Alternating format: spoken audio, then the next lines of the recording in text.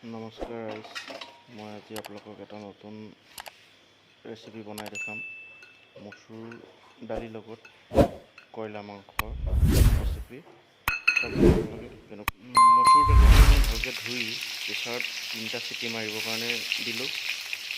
এতিয়া মাংসটো জুইত বনালে ভাল হয়, সেইকাৰণে জুইত কেৰাহীখন দি ভালকৈ পিঁয়াজ, নহৰু, আদাখিনি ফ্ৰাই কৰি লওঁ। এতিয়া মাংসখিনি একদম পূৰা ধুনীয়াকৈ খাব পৰা হোৱা সময়লৈকে একদম ভাজি ল'ম ভালকৈ। যিমান পাৰোঁ সিমান ভাজি ল'ম। 70-80% মান হোৱালৈকে ভাজিম আৰু।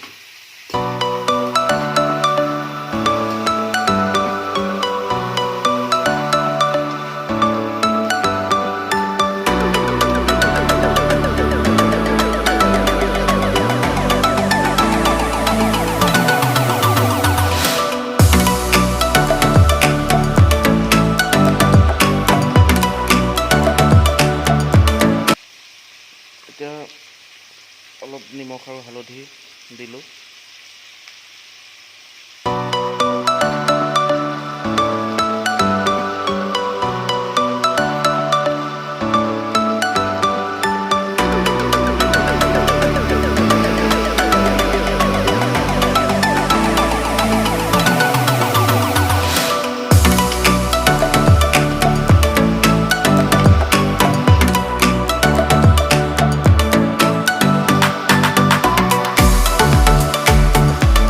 মাংসখিনি ভালকৈ ফ্ৰাই হৈছে বাৰু।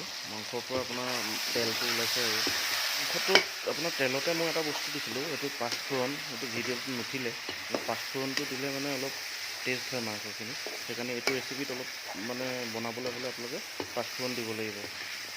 ফোৰণৰ চপটো অলপ বেছিকৈ দিব, মিঠিকিটো বেছি নিদিব, নহ'লে তিতা হ'ব। মাংসখিনি ভজা ভালকৈ হৈ গ'ল। এতিয়া মই ইয়াত অলপ মছলা দিম। মছলা বেছি দিব নালাগে, এচামুচ জিৰা দিব, ধনিয়া এচামুচ, গৰম মছলা আধা চামুচ, আৰু আপোনাৰ কাশ্মীৰী ৰেড চিলি এচামুচমান দিলেই হ'ল।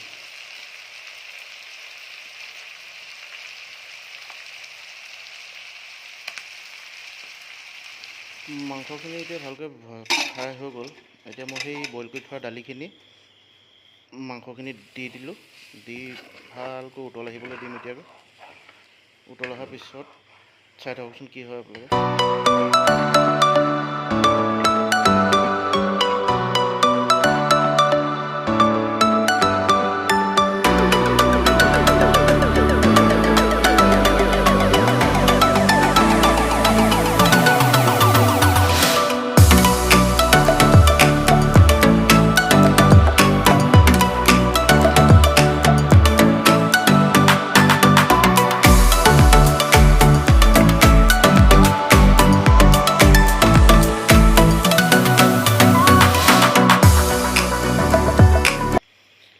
সেইখিনি হৈ গ'ল। এতিয়া মই ইয়াত অলপমান মান ধনিয়া দিম। মান ধনিয়াটো দিলে খাবলৈ বহুত সোৱাদ হয়, আপোনালোকে জানে।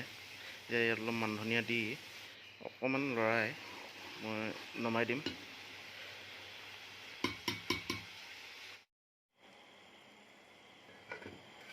হৈ গ'ল মোৰ ৰেচিপিটো। এতিয়া মই খাই চাওঁ কেনেকুৱা হয়। আপোনালোকেও খাই চাবচোন, কেনেকুৱাকৈ জনাব। ভালেই হৈছে বাৰু, টেষ্টি।